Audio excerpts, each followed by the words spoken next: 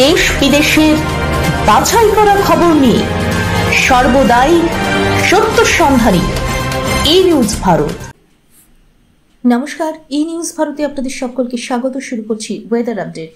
19শে June বৃষ্টির সম্ভাবনা রয়েছে হাওড়া, হুগলি, উত্তর চব্বিশ পরগনা, দক্ষিণ চব্বিশ পরগনা, পূর্ব মেদিনীপুর, পশ্চিম মেদিনীপুর, ঝাড়গ্রাম, পুরুলিয়া, বাঁকুড়া, পূর্ব বর্ধমান, পশ্চিম বর্ধমান, বীরভূম, মুর্শিদাবাদ এবং নদিয়া জেলায়। হালকা থেকে মাঝারি বৃষ্টিতে ভিজতে পারে কলকাতাও। বজ্র বিদ্যুৎ সহ বৃষ্টির পাশাপাশি ঘন্টায় 30 থেকে 40 কিলোমিটার বেগে দমকা ঝোড়ো হাওয়া বইতে পারে। দক্ষিণবঙ্গের সব জেলাতেই জারি থাকবে হলুদ সতর্কতা। 25 তারিখ পর্যন্ত উত্তরবঙ্গের জেলাগুলিতে বৃষ্টি চলবে বলে জানিয়েছে আবহাওয়া দফতর।